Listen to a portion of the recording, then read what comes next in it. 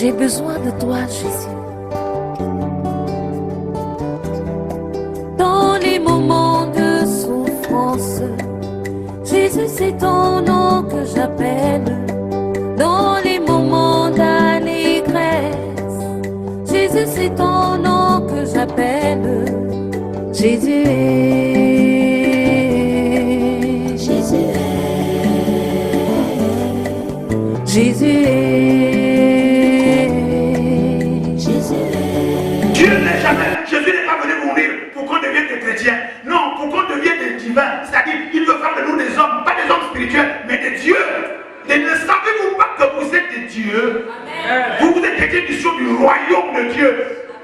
Amen. Pas de celui qui va te mettre en grossesse parce que tu vas te marier. Non, c'est n'importe quoi. Vérité. Venez à l'église pour vous servir de Dieu. Tant que je ne suis pas marié, je ne peux pas servir Dieu. Mais tu ne seras pas marié.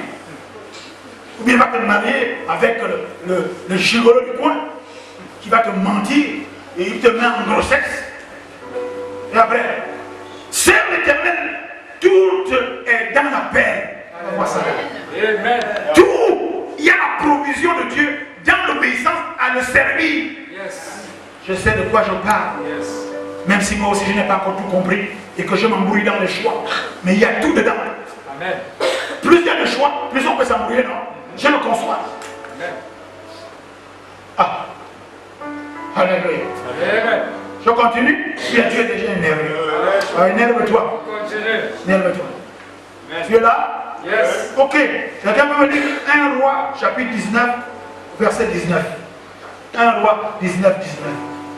Affaire d'Élysée. On va un peu s'étendre là-dedans tranquillement. Un enfant dans une maison qui n'a pas l'esprit de son père, qui n'a pas l'esprit de sa mère, il n'a pas l'esprit de la maison, cet enfant-là ne doit pas hériter, ne lui donner rien. Donner à quelqu'un d'autre. Pourquoi pensez-vous que dans une maison, il y a 2 enfants, il y a 2 filles, n'est-ce pas? Pourquoi on va faire en sorte que l'un hérite pas l'autre? Pourquoi? C'est une affaire d'esprit. Dis non, lui là, si on lui donne, il va gaspiller. Celui-là, oui, lui, on peut donner parce qu'il a l'esprit de la maison. Tel père, tel fils, tel père, telle fille, telle mère, tel fils, telle mère, telle fille. Mais toi, tu veux le bien, alors que tu n'as pas l'esprit de ta mère. Tu n'as pas l'esprit de ton père. Tu n'as pas l'esprit de la famille qui a fait prospérer et qui a construit tout ça. Comment tu veux hériter de quoi que ce soit?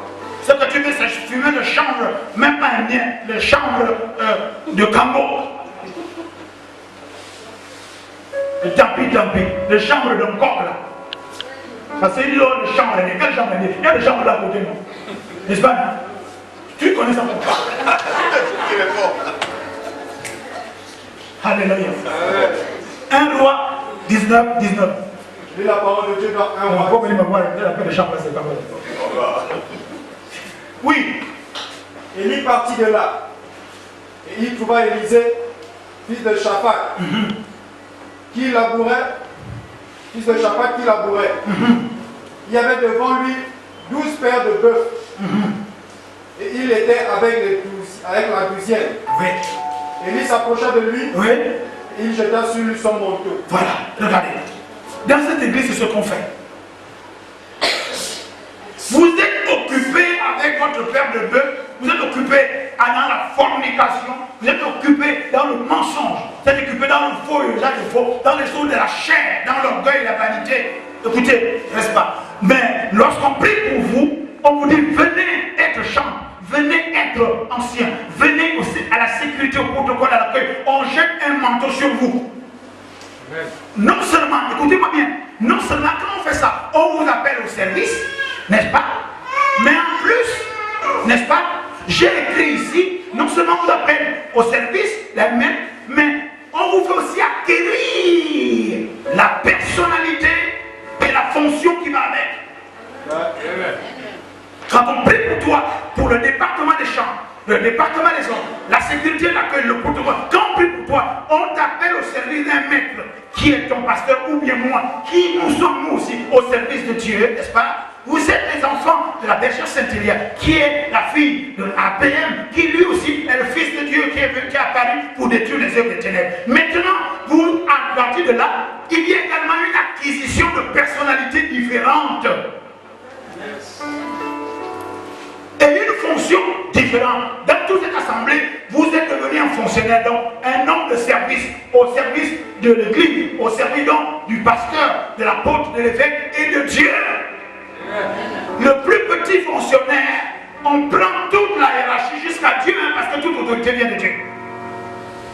Ils disent pas amen. Je vais là, je n'ai pas d'économie pour tout mis dans l'œuvre de Dieu. C'est pour ça qu'il y a un certain style, il y a un certain confort. Hein. Vous avez vu, je tape même tout. De ma poche, je n'ai pas fait le... Est-ce que je fais la demande de l'église pour donner je peux dire peinture? Non. Regardez, regardez, vous n'avez pas vu que tout a été fait là. Avec ma poche, hein. J'ai appris que ça coulait ici, j'ai pris quelqu'un qui montait à l'effet d'évangélité, me dit que ça coule encore. Je n'ai pas demandé qui veut donner 50 000, qui le donne, et pourtant l'œuvre de Dieu se fait avec l'argent. Vous allez dans nos églises, vous dites, oh, non, non. Les gens qui sont payés dans cette mission sont payés de ma poche. C'est pour ça que je ne manque de rien. Je ne manque de rien, demandez à maison, on ne manque de rien. Si vous ne donnez pas l'offrande, Dieu va susciter, on appelle ça un éléphant, qui aurait un problème. Je vais prier pour lui dire, maintenant à toi, donne l'offrande que Moïse prescrit, donne l'offrande que APM te prescrit. Alléluia. On avait un sacré problème de trésorerie. Il y a quelqu'un qui s'est présenté, un grand monsieur. Nous sommes allés travailler chez lui. On est revenu avec des enveloppes. Enveloppes bien. Et ce dont nous avons besoin était au-delà même. Vous n'en avez rien demandé à l'église, vous avez rien demandé. Vous êtes tellement au revoir. C'est pour ça que vous êtes pareil. J'enseigne à mes enfants à donner. J'enseigne à mes filles à donner à Dieu. Alléluia. Vous allez me dire, oh non, mais moi je ne travaille pas, je n'ai pas d'argent. Qui vous a dit que l'offrande c'est forcément l'argent? L'offrande c'est le service aussi. Comment voyez-vous un vieux monsieur comment je viens maintenant, je grimpe là. Attends, il y a tellement de garçons dans cette église. Mais je suis obligé de trouver un jeune fils que je paie, qui n'est pas de cette église. Je bénis le Seigneur, il est là ce matin. Thérésien, lève-toi un peu. À force de travailler avec moi, il vient finalement à l'église. Amen. Alléluia. Amen. J'ai commencé à lui envoyer un inbox tous les messages que je vous envoie, n'est-ce pas, non? Aujourd'hui, là, il m'avait dit au départ qu'il ne croit pas en Dieu. Hein? Dieu n'existe pas et tout ça. Là. Mais à force de voir l'exemple, assieds-toi. Je suis étonné de le voir là ce matin. Je n'ai même pas invité un tel. L'esprit. Yes. On va parler de ça tout à l'heure. Yes. C'est lui qui a grimpé là. Vous voyez, maintenant en haut là. Il n'y a plus de taches noires, non? Il n'y a plus de taches noires là. Quand vous venez à l'église, vous regardez, vous ne voyez pas qu'il y a des taches, même les chaînes rouges sont alignées là. C'est moi qui suis venu là toute la journée, je regarde. C'est ça l'offrande du temps. L'offrande de vos talents, de votre attention. Vous venez à l'église, vous voyez le plafond sale, vous ne pouvez même pas dire au pasteur, mais qu'est-ce qu'on peut faire pour ce plafond sale? J'ai fait 1 mois et demi en prêchant à la cathédrale. Quand je viens, je vois les choses désignées, qu'est-ce qui se passe ici? Quand tu dis amen, c'est pareil. Quand l'église est sale, tu dis amen. Je ne joue pas avec ça. Tu es ma fille spirituelle, tu prêches bien, tu entretiens bien l'église, mais je veux que tu aies mon esprit. L'esprit du détail. L'esprit de la rigueur, de la beauté. Là, comment tout est beau maintenant, là, n'est-ce pas, non? Dès que je donne, non, ça c'est pas bon, ça c'est pas bon, oh ça c'est pas bon. C'est ça l'esprit-là que je veux que tu aies. L'esprit qui s'occupe des ustensiles de la maison de Dieu, parce qu'un animal peut prêcher. Mais un sacrificateur, il veille sur les ustensiles. Quand je viens ici, mes yeux sont partout. Qu'est-ce qui manque? Qu'est-ce qui ne va pas? Qu'est-ce qui ne va pas? Oh non, mais pourquoi c'est ça? Oh, voilà. C'est ça. Demandez à M. Théolé, qui est à côté de moi au bureau. Hein. Je m'en vais regarder à son bureau, je dis, mais ça c'est quoi ça? Je regarde à côté, ça c'est quoi ça? L'esprit du ministère, l'esprit du Père, c'est l'esprit d'excellence. C'est pour ça que, par révélation, je m'appelle excellent APM. Comme dans Actes des Apôtres, dans Luc. Excellent Théophile. Yes.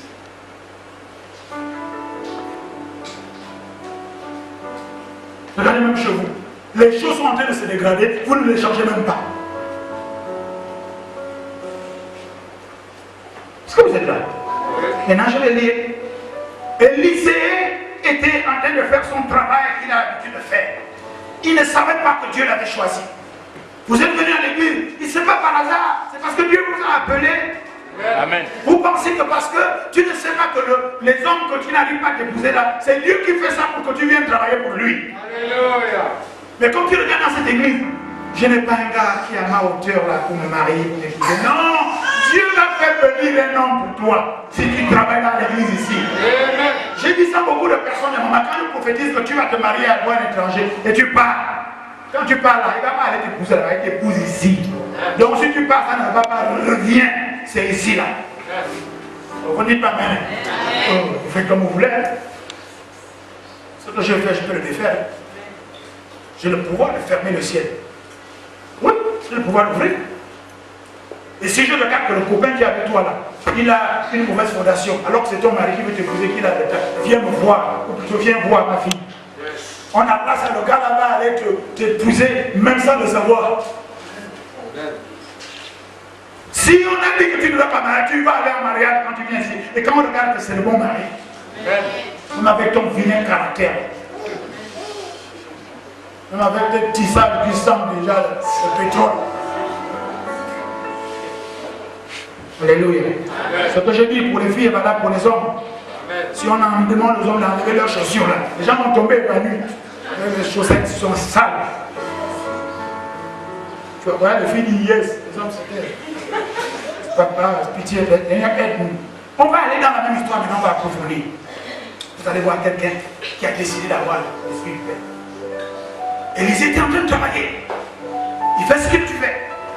Et puis tout d'un coup, le prophète Élie arrive, il prend son manteau, il prend l'onction, il prend les proclamations, il prend la prophétie, il prend la prédication, il achète surtout sur lui. Lui dit, ok d'accord, je vais d'abord aller régler ce cas. Si vous avez des choses à régler avant de venir travailler, allez les régler. Je vais lire la parole de Dieu. C'est 2 Rois, 2 combien? J'ai 2 Rois 2 Rois 2, 1 à 15. 2 Rois 2, comment j'ai dit combien? 1 à 15. 2 Rois, je vais lire ça rapidement. 2 Rois. L'Éternel fit monter Élie au ciel dans un tourbillon. Élie partait de Gilgal avec Élisée. Verset 2. Élie dit à Élisée, reste ici, je te prie, car l'Éternel m'envoie jusqu'à Bethel. Élisée répondit, l'Éternel est vivant et ton âme est vivante. Je ne te quitterai point. Et il descendit à Bethel. C'est ça, un enfant qui a l'esprit de son père. Une fille qui a l'esprit de son père. Même s'il te dit, non, ça c'est dangereux, pourtant c'est jamais. Reste d'abord comme ça ici, là. Alléluia. Vous savez quoi? Élisée a dit, Niette, tu es mon père. Ton pied, mon pied. Où je pars, où tu pars, je suis là. Pourquoi? Parce que le ministère s'apprend en regardant. Vous venez seulement ici le jeune dimanche, simplement. Mais vous regardez quand? Le ministère s'apprend en regardant. Élisée avait compris que tout ce que mon père va faire, je serai en mesure de le faire. Parce que le meilleur et le premier apprentissage, c'est la copie. Nos enfants apprennent à parler en répétant ce que nous faisons. N'est-ce pas, non? Alléluia.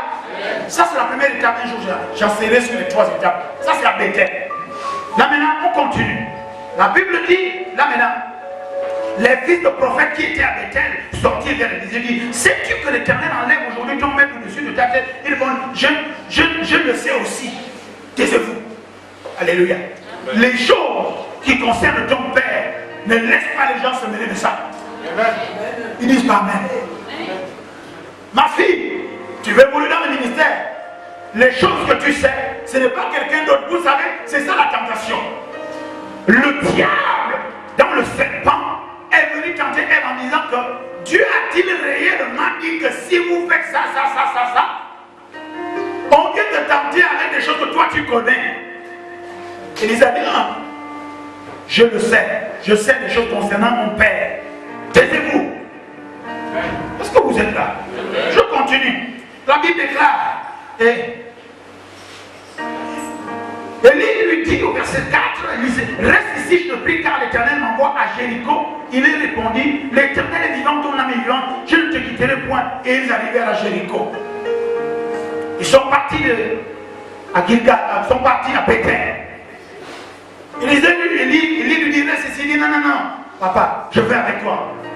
À la vie et à la mort, je vais avec toi. Quel que soit ce que tu vas subir, je vais subir avec toi. Parce qu'il savait que le secret, c'est être fidèle et loyal, attacher la fille, le fils doit avoir l'esprit du Père. Et pour avoir cet esprit, il faut être ensemble. Il faut voir comment ton Père agit. Il faut voir où ton Père va, comment on le reçoit, comment il réagit, comment il parle. Je n'ai pas entendu, amen. Les filles de prophète encore viennent encore dire, est-ce que tu sais que ton Père va avoir quelque chose? Il dit non, je le sais aussi. Taisez-vous. À chaque étape d'évolution, à chaque étape de l'enseignement, à chaque étape de l'établissement, à chaque étape de la révélation, à chaque étape du ministère, à chaque étape de la vie, à chaque étape des obstacles, à chaque étape des rencontres, à chaque étape des situations, à chaque étape des réactions, tu dois être là parce que demain après-demain, tu seras confronté. Parce que dans, je crois, Ecclésiaste 1:9, il dit, il n'y a rien de nouveau sous les cieux. Ce qui est là a déjà été et sera encore plus tard. Donc, si ton père est passé par là, tu sauras désormais comment il a fait, puisque tu étais avec lui. Dis amen bien. Dis amen bien. Non, je dis amen bien. Voilà. Vous ne suivez pas. Vous n'aurez pas la peine. Je ne donne pas la peine aux gens qui disent amen. Je te dis amen bien, tu dis amen. Donc tu ne veux pas. Ah. Est-ce que c'est bon? Yes. Tu es sûr? Yes. Bien. Ils vont aller maintenant où ça? Au Jourdain. La Bible déclare. Élie lui dit, reste ici, je te prie, car l'Éternel m'envoie au Jourdain. Il répondit, l'Éternel est vivant, mon âme est vivant. Vous savez, cette expression-là, je la sors là. C'est votre pasteur qui sait. C'est une expression que je sors en secret. Quand je dis dans ta vie, l'Éternel est vivant, mon âme est vivant, ou bien le Saint-Esprit est vivant, mon âme est vivant, ton miracle est assuré, il n'y aura pas de paix. Elle le sait. Mais moi, là, non, je ne dis pas ça à l'église. C'est un ministère, ça c'est le ministère particulier de l'APM. Il y a le ministère colonne de feu et de nuit, ok, qui est le ministère du Saint-Esprit, le ministère de Jésus. Mais il y a le ministère de l'APM, qui est le ministère de l'Esprit du Père. Il y a des choses que je fais en secret que je ne fais jamais à l'église. Elle se laisse. Parce que pour toutes les personnes qui viennent me voir, toutes ces personnes reçoivent leur bénédiction. C'est un ministère particulier, le ministère. C'est pas le colonne de feu de nuit qui me dit, non, c'est le ministère de l'APM. Parce que dans ce ministère, je peux prescrire l'offrande de Moïse. C'est moi qui décide. Je te donne le délai, je décide et tu reçois. Yes. Et comme souvent, ces personnes-là, elles n'ont pas besoin, elles croient. Parce qu'ici, vous êtes habitués à nous. Mais quand un païen vient de loin, un monsieur qui peut, quand tu vois sa maison, quand tu vois sa voiture, tu te dis, c'est pas possible. Nous sommes tellement loin. Il se met à genoux, il pleure en présence de sa femme. Je lui impose les mains. Présent de votre pasteur, ici, là. Quand je dis, bon, l'offrande c'est 2 millions. Ok. Il dit, ma femme, non, demain matin avant 8h, oui. La moisson est de quand venir déposer 2 millions. Pourquoi? Parce que s'il ne les dépose pas, je reste avec la bénédiction. Parce qu'il faut que la bénédiction soit purifiée et libérée. Il dit, allez voir Moïse, allez voir le sacrificateur, le pasteur, l'homme qui est au sacerdoce. Et quand vous avez l'offrande, ça servira de témoignage de purification. Évoluons maintenant. Vous allez voir la différence. La Bible déclare que les 50 prophètes viennent encore voir au Jourdain. Il leur dit, taisez-vous. Alors Élie prit son manteau, le roula et en frappa les autres qui se partageaient ça et là, ils passèrent tous les deux à sec. Voilà ça commence. Suivez-moi de près. Ils ont marché, on n'a pas raconté s'ils ont fait un détail. N'est-ce pas, non? C'est là que Élisée va commencer à voir le miracle puissant. Il retire son manteau, il frappe les eaux du Jourdain. Et puis les eaux se séparent. S'il n'avait pas été là, il devait savoir comment faire. Non. Ils sont passés tous les deux à sec. La Bible déclare qu'on va lire parce qu'on a déjà encore la vie devant. Lorsque lui est passé, Élie dit à Élisée, demande ce que tu veux que je te fasse pour toi, avant que je ne sois enlevé avec toi. Élisée répondit, qu'il est sur moi, je te prie une double portion de ton esprit. Est-ce qu'il a dit une double portion de l'esprit de Dieu? Hein? Une double portion de ton esprit. est-ce que je voudrais avoir une double portion de tout mon esprit? Il n'a pas demandé l'Esprit de Dieu. Il n'a pas demandé la puissance du Saint-Esprit. Vous êtes là? Yes. Il a demandé une double portion de ton esprit. Alléluia. Élisée avait compris que son père, Élie, a un esprit. Ce n'est pas le Saint-Esprit. Élie était déjà prophète. Et en prenant un fils qui est prophète, vous savez que le Saint-Esprit était donné aux juges, aux prophètes, aux rois, dans l'Ancien Testament. Non? Donc ils avaient déjà tous le Saint-Esprit. Mais il y a un esprit qu'on appelle l'esprit du Père, l'esprit du ministère, l'esprit de la personnalité.